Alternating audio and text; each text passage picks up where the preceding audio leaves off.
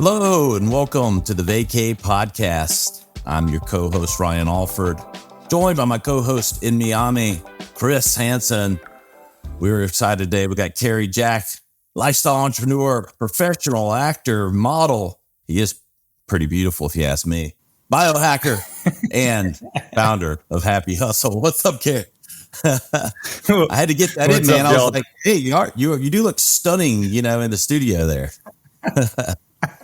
Thanks, brother. Yeah, honored to be here, man. Thanks for having me. Yeah. Chris was like, we got to get Cary on. I'm like, well, he didn't tell me he was so striking in person. Yeah, I didn't mention that he used to model back in the day, but I thought I'd save that as a surprise for you. I know. A lot of Photoshop. That's the secret. I live in Bozeman, Montana. Home? Oh yeah, big country. The Wild West or Northwest, whatever the hell you call that, all these shows have made me want to go west. Yellowstone and Bozeman and all that stuff. So I've been going. Is it as wonderful as the shows make it seem? Well, if you're into the outdoors, I think it's even better. Truly. If you are like a city slicker, no, it's not your cup of tea. I mean, it just depends. Like I like, camping, fishing, hunting, hiking. My dad has a ranch in Red Lodge, so I grew up, half playing cowboy. And then my mom lived in Sarasota, Florida. So that's how Chris and we grew up together in Sarasota. So yeah, I mean, it's definitely a beautiful spot. I think Yellowstone kind of, it's a little bit overdrawn, it's a lot of drama, obviously, that, but the scenery and the landscape, it's beautiful. You guys got to come visit. I know. I'd love to, man. We will. It might, Chris is a city slicker, so, I might fit in that, He's in Miami. I'm an undercover redneck, honestly. He is. I know that. I'm getting shit. That's how we get along. We're like Southern guys that can go anywhere, So it's cool, man. I really appreciate you getting on. Chris has spoken really highly of you. I know you've had your hands in a lot of different things. I love Happy Hustle. We'll get to that. But maybe just for our audience, share a little bit of that Cary story, professional journey and biohacking. I mean, you've had your hands in a lot of things. Yeah. I feel like I got some questionable advice from my kung fu master and this Taoist priest that I was raised with, and he was royalty in China. He was like part of the Wudong mountain clan where they filmed the Karate Kid. He was like that guy, and he was like, Cary, you always have 7 plates spinning, so therefore if one fall, you still have 6 plates. And I was like, okay, that makes sense, master. That makes a lot of sense, and you and I and Chris, we all know, like, if you want to be successful in anything, you need to focus, so that was like always an uphill battle trying to manage, these different parts of myself, being an athlete, being, in the entertainment world, an entrepreneur and all these other things, But for me, I've always had that drive to be my own boss. I was never a good employee. And, I actually never really even tried that hard. I've always just had my own thing. Fast forward, I actually started a pretty legit tech company in New York City. And my brother and I, Grant, Chris knows Grant, but we were, getting after it, just grinding our face off 100+ hour weeks and really pushing for this tech algorithm that we built to quantify feedback. And without going, too nerdery down that rabbit hole, we were having a lot of success. And, we had partnerships with Microsoft and IBM on the table and 7-figure VC funding deals lined up. And, we were all positioning for this 5-year exit. And that was the dream according to society, ego, status, all the key drivers, money. And I honestly, man, I was so unfulfilled. I was so burnt out that when it came time to sign the paperwork to make these massive partnership deals happen, my brother and I were like in tears. We're like, dude, we can't take this money. We can't do these deals. I need some time. And we folded the company, and I ended up actually moving to Bangkok, Thailand. He went to University of Florida to get his master's, and I was in Thailand for about a year. And that's where I actually started to put the happy in my hustle, I say, and actually, find real joy in my everyday journey. And so I started kind of like writing about it and, creating webinars and making a little money online. I was like, this is awesome, lifestyle entrepreneurship, right? And as they say, the rest is history. Now we got a podcast, books, masterminds, events, the whole shebang. It's all centered around really helping purpose-driven entrepreneurs achieve that blissful balance, both personally and professionally.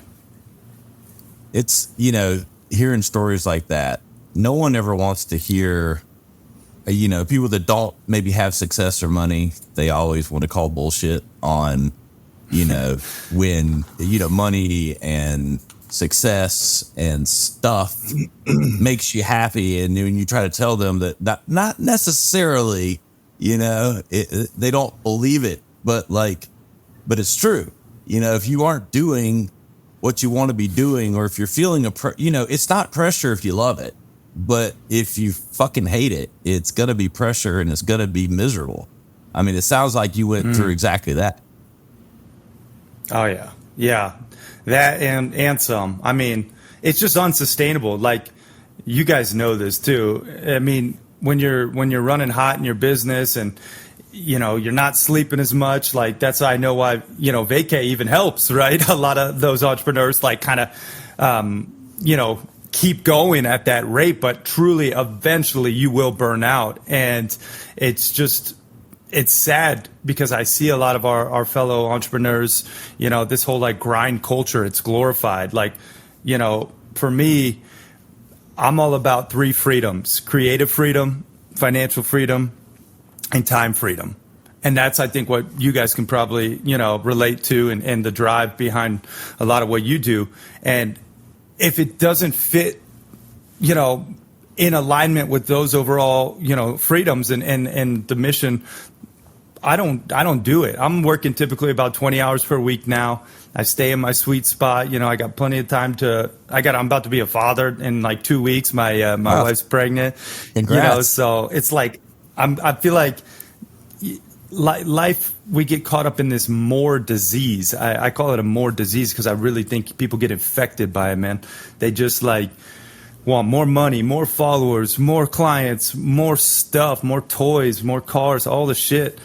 And it's an insatiable thirst.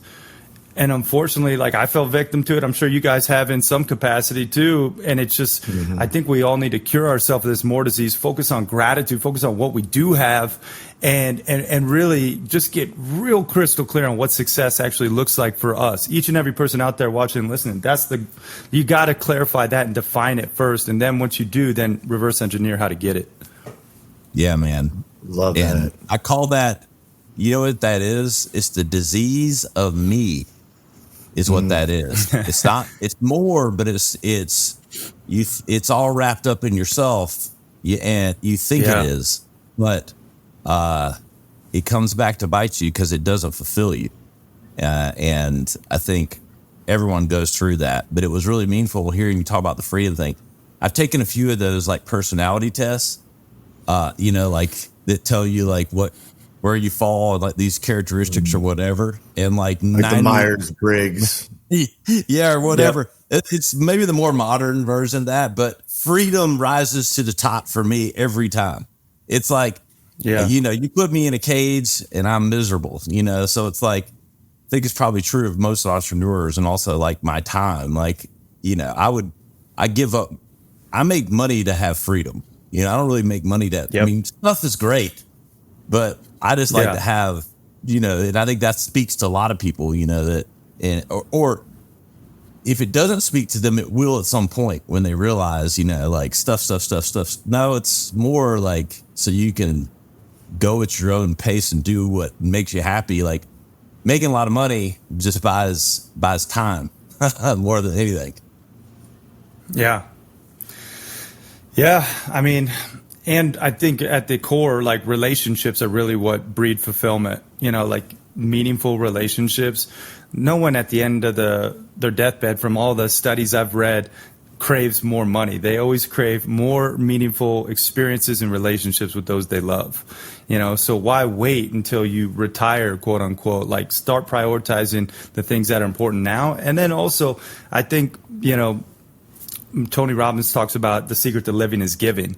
Like, that's a real big part of our whole Happy Hustle ethos is, selfless service. We have these 10 alignments, and the first one is selfless service, because when you're giving, like, and not just like giving with like, in the back of your head thinking, what can I get? Like real giving, like where you're like, no, I'm actually just giving because I feel called to serve, and really want to help people.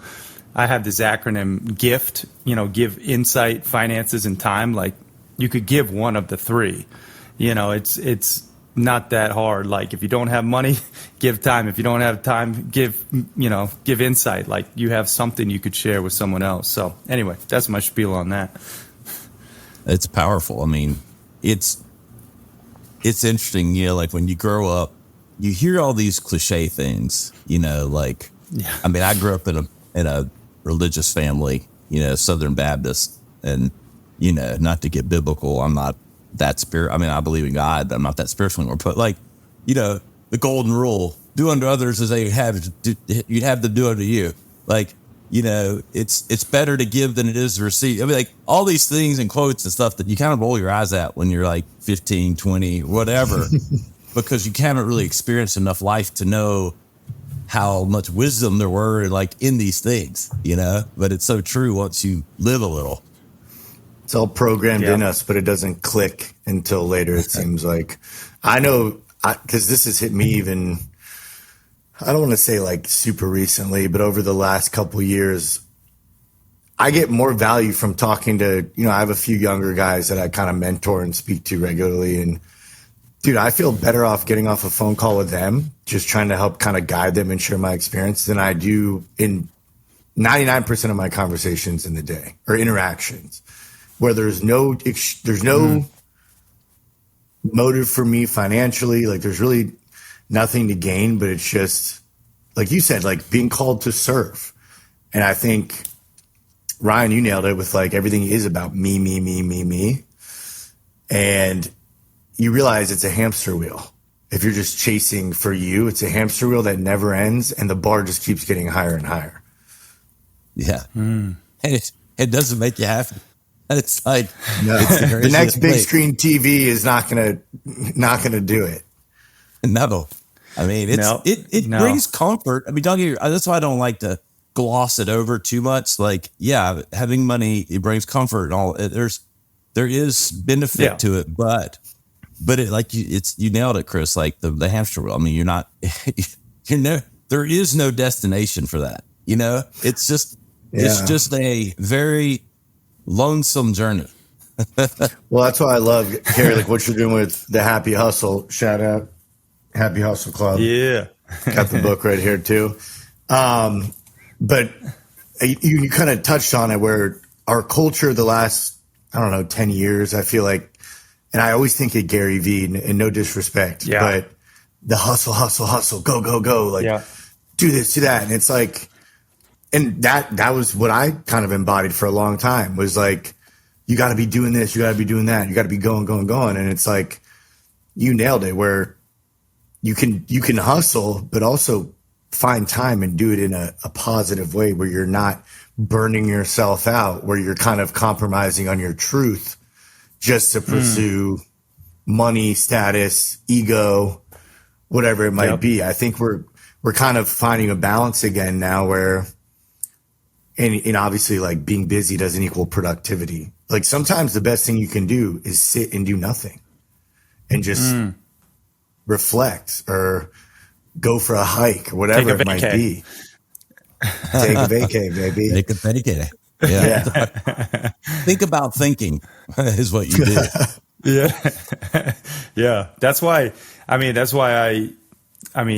shameless plug, but not even, it's just like, that's why I go in the wilderness a lot, and also that's why we have our masterminds in the wilderness, because we literally, there's no phones, no laptops, no service. We're going deep into the like the national forest, and we spend typically about 5 days out there.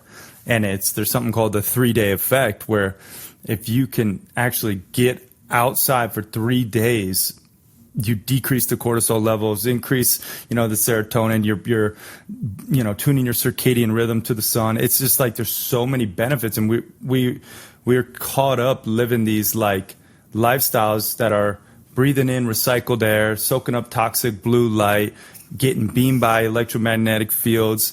We're living just in like our cages. It's most people, it's crazy. This is a stat that I recently came across, but we spend 97% of our time indoors. Most people, the majority of people.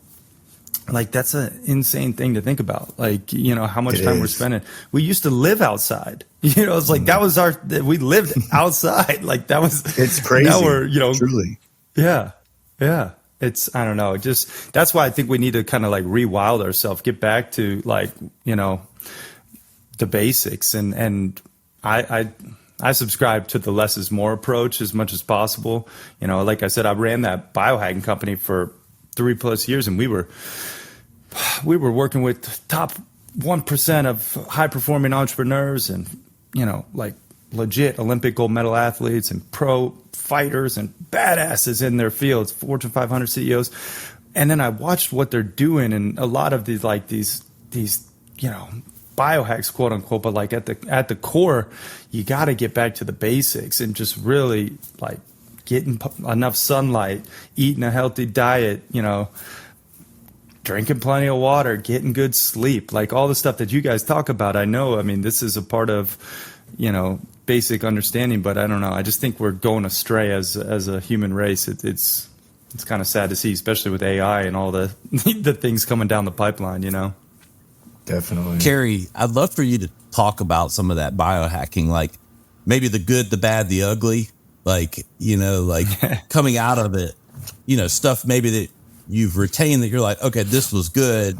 You can still implement this. Maybe you get a lot out of yourself doing these things that might be simple. And then maybe what I think you were alluding to, maybe some of the not so good as well.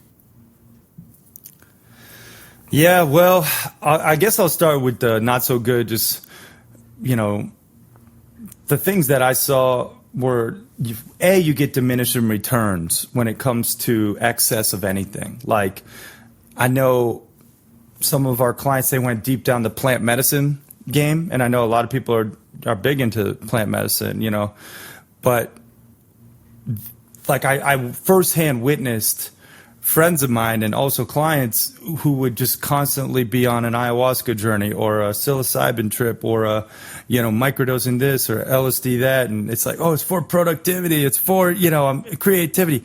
But like, if you can't be in your own skin and with your own brain and your own thoughts, and you need these external variables and circumstances. And what happened, unfortunately, was these people like had these like paranoia meltdowns, honestly. Like it got a little crazy. I was like, so I think that's kind of a negative of biohacking. Some people overdo it. I also saw people with like wearable, like Aura rings and, Whoop watches, and they'd like wake up in the morning. Especially I can recall like these like legit, like we're talking the peak, the pinnacle, captains of their teams, professional players, played on the national team, Olympians, gold medalists. And they would legit get up, they'd look at their Aura ring. Oh man, I got a 65. I didn't sleep good. My day's shit. I'm going to have a terrible day. And it's like subconsciously, you just programmed yourself to have a shit day because of this wearable device. It's like that's, I think that recently, I love that you're talking about this, because we literally just talked about this, where are you exactly what you just said? You're determining how you feel based off the wearable for the entire rest of the day. Like a placebo almost. Exactly. 100%. And I know Will Ahmed, the founder of Whoop.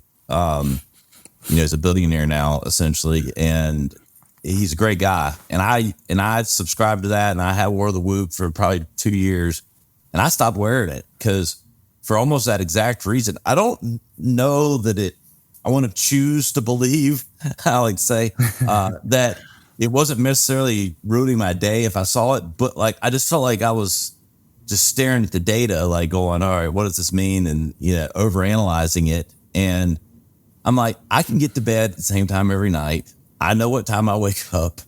Like my life is now, I have 4 boys and a wife, and you got to set your clock to a lot of the things I do. I don't know that I need to overanalyze like every micro moment. I work out every day. Like whether or not I hit 140 heart rate or 137 is inconsequential to anything in my health. So and we did just talk about this a couple episodes back, and I just think it can become both a crutch and potentially any positive things that come from it are overridden by like those emotional attachments to it or something. Yeah, dude. Amen. I mean, so that, to your point, that happened all the time. And I was raised super holistic, and like that's my, like, I've never been vaccinated. The only antibiotic, or, I've taken it like once. I'd like, for little things, my mom was just kind of crunchy that way, like she was a chiropractor by trade, but more like functional medicine, and really, we'd reach for the herb drawer if we had a sickness, not like, the Tylenol or like, Motrin or whatever.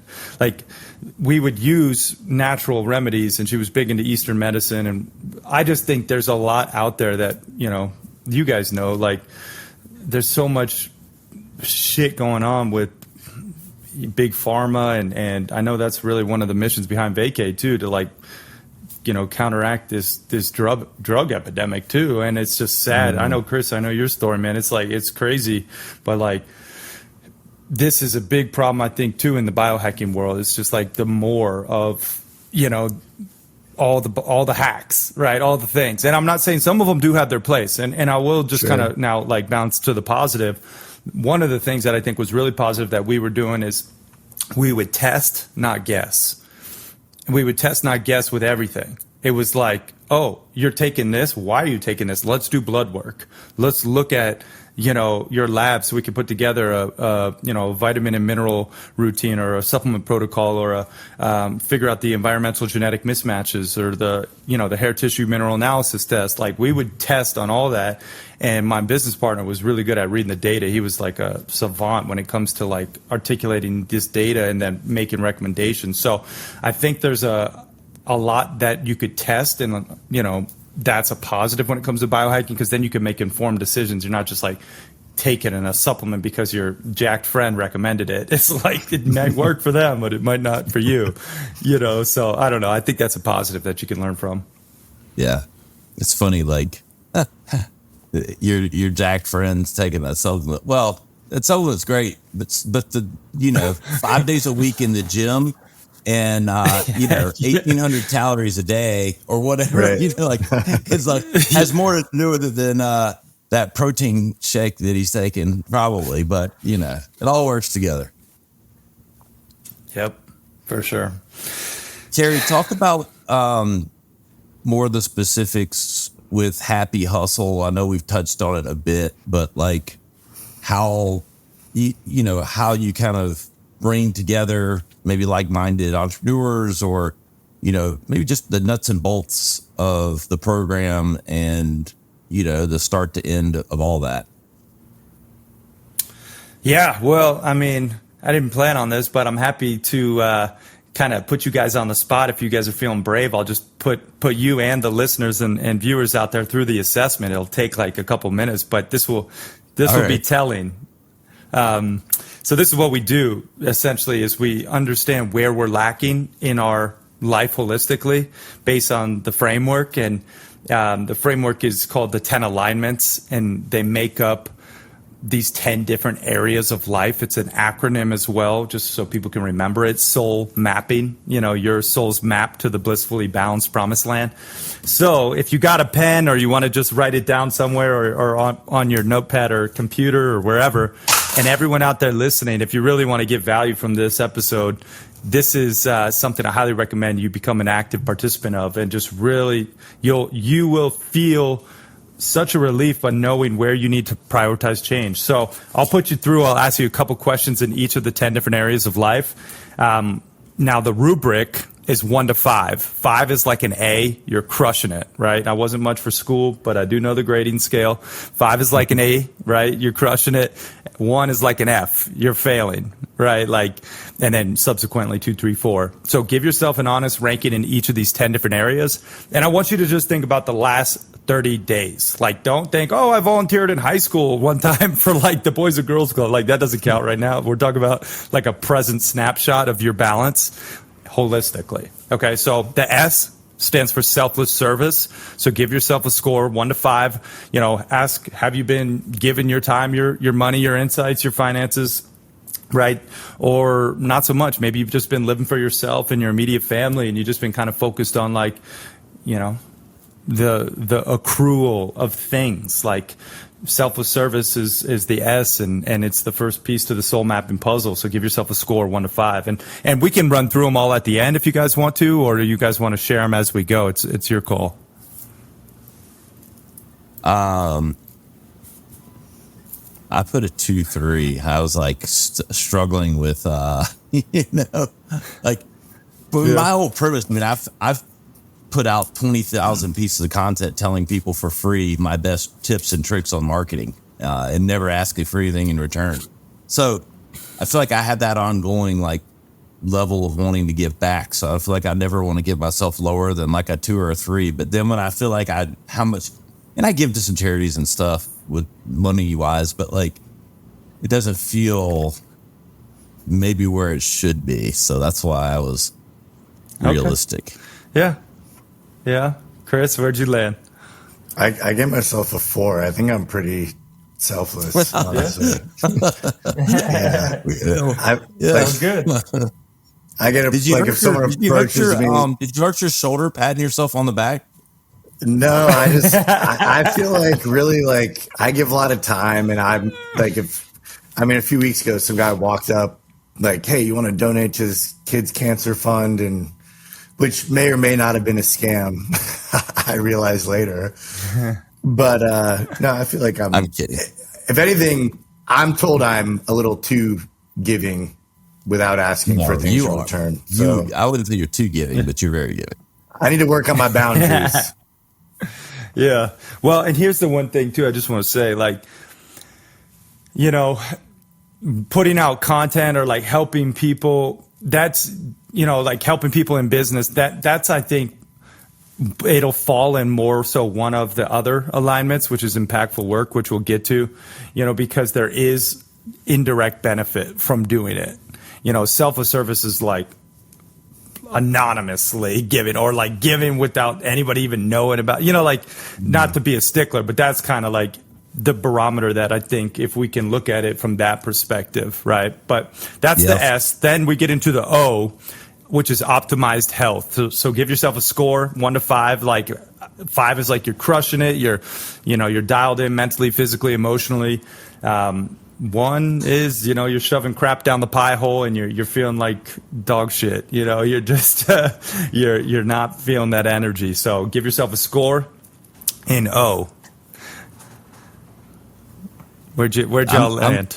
I'm at 3.5. Okay.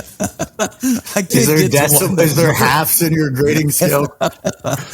Typically no, but it's okay. Compared to my friends, I'm a 6. So, other than Chris, like, but, you know, like where my own standards are, like right now, like, and I'm pushing 4 though. I might be 3.8. Okay. It's more generous. I gave myself a 3. Okay. Well, and this is just the baseline, right? So we just want to, you know, get a real understanding. Just again, think of the last 30 days. So then we get to the U, unplug digitally. Unplug digitally, like, this is a tough one, especially as entrepreneurs. You know, we have to use tech, but is it using us? Like, are we low key addicted to our devices? And I would venture to say most people are. And, you know, 5 is you're very deliberate. You're setting barriers. You're doing digital detoxes. 1 is like, nah, this thing is always on me. I'm constantly plugged in with my headphones and my Netflix is running. I'm listening to podcasts. You know, it's like, give yourself a score and unplug digitally. Where do we land? I'm negative 2.3. Okay. I love it. Maybe 1. I mean, whatever the worst is, 0 or 1. I mean, okay. All right. Being I went with honest. a 2. I literally, this is so funny because I literally last night to myself said out loud, like, you're addicted to this. Like the phone. Like, it's because it's always. Yeah. I notice how my dog is. Like, how much attention am I giving my dog? Or am I standing in the kitchen, like in between tasks, just staring at my phone? Yep. Whatever it is, podcast, Instagram, emails. Yep. That was, I had a little bit of a moment of clarity, honestly, I think last night with that. So, yeah. Well, and here's the thing, like, I know we're kind of bringing awareness to the problem. Like, my whole thing is inside the Happy Hustle, we have solutions for each of these. So like, if you scored a 1 or a 2, we have Happy Hustle hacks, like legit tangible things that you can do to counteract and raise your score. So anyway, it's good. You guys are keeping it real. I love it, man. The L stands for loving relationships. So this is like, how much love do you actually feel like you have in your life, you know, both with your partner, your kids, your inner circle, your friends. 5 is, you know, plentiful pleasure, lots of love. 1 is, you know, angst, despair, feeling a little bit lonely. Loving relationships, man. It's what life's, you know, all about, right? So give yourself a score in that one. I'm at a 4 on that one. My wife and I had a coming to Jesus about a month ago, and we're better than we've ever been. And my kids are great. And if I do put down the phone when I'm with them. So maybe I'm a negative 2.3, but you know, I'm still solid in this area. I'm giving out lots of love these days. Good. I love that. I put a 3. I think, and I think it's my own responsibility. I think there's love abundantly all around us if we tap into it. And I think I've closed myself off a little bit the last few minutes. Obviously, I moved. That's an adjustment. So as far as, you know, I don't know a ton of people in real life here. I mean, I do know some, but I also am a little bit more selective now with my time. But if I look at as a macro, like my family all over the world, I'm blessed. Like, it's there. It's just a matter of picking up the phone and investing, you know, on my side of the street with it. So, yeah, for sure. Well, that's the soul part. Now we'll dive into the mapping part. So the M stands for mindful spirituality. Mindful spirituality meaning like, how connected are you to a higher power? You know, and I don't really care one religion or another. I just think it's important to have faith in something bigger than yourself. So give yourself a score in mindful spirituality. You know, are you praying? Are you going to church or meditating or doing breath work? You know, there's a lot of ways you can connect. But yeah, give yourself a score in mindful spirituality. Yeah, this one's pretty easy for me. I'm a negative 7. I knew that was coming. My wife would probably put negative 12. Yeah. I'm 1, solid, unproud 1. Okay. All right. I just Chris, I don't make time for it. And that's a bullshit answer, but you know, it's like, I don't know. I invest in other things that I think are important, but you know, it's definitely a deficiency. Okay. Well, it's good to know. You got Chris? the awareness. I put 4. Yeah. I feel like right now I've been tapped in. Like, it's very, and obviously years of, you know, my struggles, a higher power has always preached to me. But it was something I always had. But I can tell the last year it's really become a conscious part of my day, with thinking of a higher power or meditating in the sauna or taking 10 minutes at night on my balcony with just silence, just sitting, Yeah. So I feel pretty strong in that category right now. But it goes in waves. Amazing. Yeah, exactly. Then the A is abundance financially. So abundance financially, yes, it's a piece to the puzzle, right? We know money's important. We talked about it earlier, but it's more so like, do you have a system that saves, invests, and spends wisely, or maybe not so much? Are you living paycheck to paycheck? Like in fear of your finances? So give yourself a score. 5 is you're crushing it. 1's you're failing. I'm 3-4 here. I'm responsible. I mean, I'm I'm comfortable, and I have systems and assets, and I think this is probably the entrepreneur in me. Like, well, I can always do better. So I might be again just how I grade myself. Exactly. I'd probably be the least fair with myself on this metric, just because of how the drive and desire to be 5s. So yeah, I get you, man. I'd put a 3 for that kind of just what you said, Ryan. I think it's a blessing and a curse. The entrepreneur part is like the disease of more, right? Like that's a daily battle, finding that balance. But that's where, and I'm my own worst critic, but I think this is where I've really practiced gratitude, where if I take that step back and really look at my life, dude, I'm so blessed. Oh yeah. Yeah, no, we all are. I mean, but it is true. Like everyone's rubric is internal, and that's the beauty of this exercise, actually, and the assessment. Like you can be real with yourself on all of them, right? But yeah, sometimes I know, especially like driven high performers are very hard on themselves on all categories. So, blessing and a curse. All right, the first P is passionate hobbies. Passionate hobbies. Give yourself a score in, this one. It's like, I feel like a lot of high performers are, they'll give to their clients, give to their families, give to their, their businesses, but they don't give to themselves, and especially if it's not tied to ROI. It's like, oh, God forbid you spend time, going to a dance class or a painting, a picture or learning a new martial art or whatever, playing pickup basketball or whatever. Like, it's sad, but this is when I find a lot of high performers lack in. But I'm just curious, where'd you guys land in passionate hobbies? I put a 3. I mean, 10 years ago or 7 or 8 years ago, I probably back to that, always wanted, I always bought shit, like it was this or that, or it was a watch, it was a car, it was that.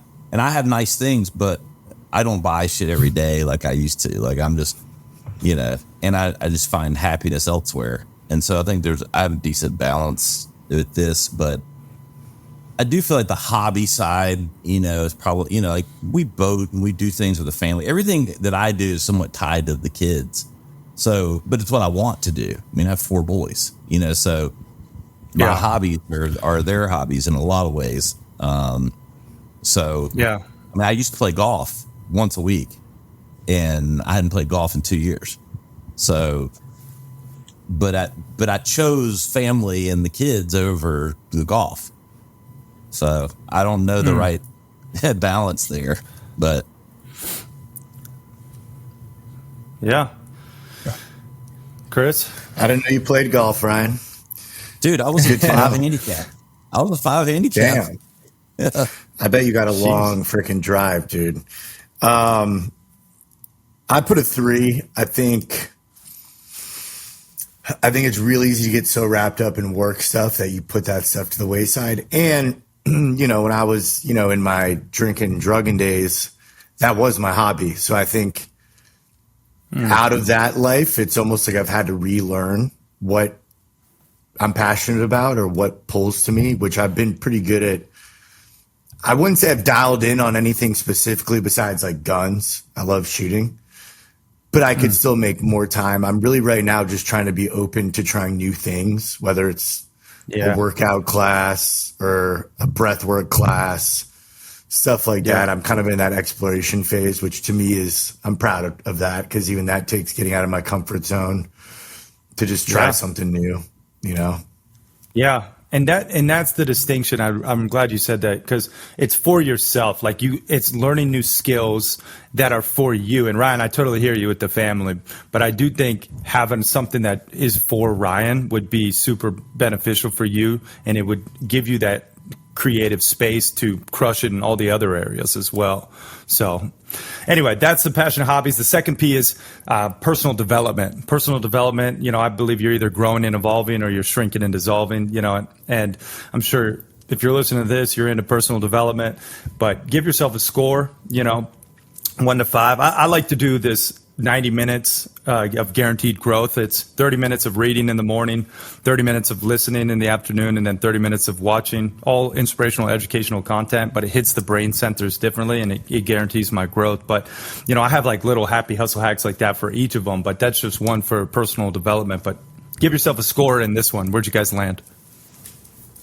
I think 3, and I definitely do a lot of things. I mean, what are the nature of what we're doing with vacay in our business, and like a lot of stuff I do and consume is in this space. I think I feel like I could implement better sometimes. Like I feel like I'm absorbing it, I'm taking time for it, but then implementation is why I probably take the 4 to a 3. But I feel like I'm I don't know, above average there. Yeah. I put a 3. Also, I feel like the last year I've just been dialed in. I mean, I think about last night, I was talking to my dad, and he's like, put on the US Open. And I'm like, nah, I'd rather put on, documentary on like meditation or like, and something educational. I love to, and no disrespect to your, my dad or sports watching people, but where I'm at now, I just feel like, that's 2 hours out of my day that could be used for something that's going to make me maybe change my perspective or a million different things. So I feel pretty strong in that category right now. Yeah, awesome. I used to listen to music in the workout, and now I'm listening to podcasts. When I don't get wrong, I'll turn on something really heavy hitting if I'm like trying to, put 330 up. But like if it's but if I'm on the treadmill, it's personal development podcast or something, like meaningful than just sinking into, I don't know, Justin Bieber or whatever I have on my playlist. Millennium. I love it. All right, bringing it home with the I and the N. So we're almost through the soul mapping. The I is impactful work, and I know these are cliche buzzwords, but like, really, how passionate do you feel about what you're doing? And I look at passion as like that inward calling on your heartstrings, and then purpose, like that outward serving mission and who you're actually helping in the process to make a positive impact. Like how do you actually feel about what you get up and do every day? Give yourself a score. 5's you're crushing it. You feel super aligned. 1, not so much. So a little, clarification, Cary. So like, obviously if you were big into nonprofits and you worked at a nonprofit every day, you're like, this is a 5, I'm in a giving job, but in a capitalistic world, I mean, like, how do we define this? Like, I love my job. I feel very fulfilled in my job. And back to like maybe where I gave myself credit in number 1, but I want to give it here in number 10. Like I, beautifully give away a lot of advice. So does that rank high, or is it that? you know? Yeah. Yeah, it's more, good question. It's more so, how aligned do you feel with your work and the impact that it's making? Right. Okay. So it's like you could be crushing it in a capitalistic world, you know, but you're also negatively exploiting the Earth's resources and you know, like you could be, no offense to Amazon dropshippers, but just selling crap on the internet Right. that's resold that we don't need any more of. Like that, I don't feel like is impactful work personally. Like you're just buying other people's shit from China and selling it online, and it's like the world doesn't need any more of it, you know. So I mean, that's my perspective, but like I think you guys, you know, interpret it for you what you will, but that's how I see impactful work, is like what, you know, the passion, the purpose, and the positive impact that's actually making. Yeah, I would say I was a 3. I think the work we're doing with vacay is pushed towards the 4, where I feel like that's something I really believe in and have purpose towards. And so, like, I don't think it was ever bad, because I do feel like we choose to work with good clients, and we control a lot of what we're doing, that I feel like it's having a positive impact for the clients we work with that are good people. But then, you know, I think the stuff we're doing with vacay would push me towards the 4 territory. Awesome. And I'll give you a little credit, Ryan. You have a lot of people that you take care of that work for you, that I think you have a big impact in their life. You know, you are the boss, but I think you're teaching people a lot of skills and knowledge you've acquired over a long career. So give yourself a little credit for that too. Exactly. I put a 4. I mean, obviously vacay is like close to my heart, personal for me, like this fight against the system. I mean, if anything, I've been passionate about taking a stand on what we're doing before we even started vacay. So I feel good about that, you know, and I, even more so because it's resonating. People are, you know, giving me feedback in a way that I know it's impactful. So, but on the flip side, you know, that self-critique is like, you could always do more, you know? I know. You guys, I know. You guys are tough on yourselves. I can already tell, but that's where you are, where, you know, or how you are where you're at, right? So I get it, but you know, you do got to give yourself grace on all this. All right, bringing it home with N, nature connection. So this is, how much time are you actually getting outside and connecting, you know, with this beautiful planet? And, oh, by the way, protecting it. Like, this is, I really do loop in, like, being a conscious consumer, supporting B corporations, like, even with our own businesses, having, like, you know, sustainable practices, like nature connection, 1 to 5, where you at? I think I'm at a solid 3. Like, I boat every weekend and, like, get out, and we do little to nothing, and the kids get out, and no devices. I have my device the least, you know, back to that scale of negative 2.3. Though when I get out, I mean, I'm outside probably more than most, especially during, you know, call it April to October. So yeah, I guess so. Solid 3. Awesome. Yeah. I'm going to 3 as well.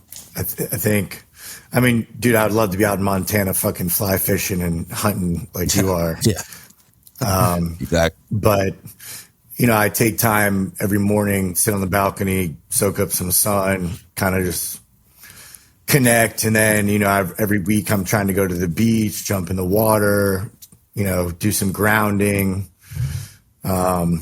So definitely, and obviously I'm in a major city, right? Miami. It's not exactly, it's more of a concrete jungle than a real nature preserve. But as far as consuming, and I love that you have that in that category. Like, how are you being a conscious consumer?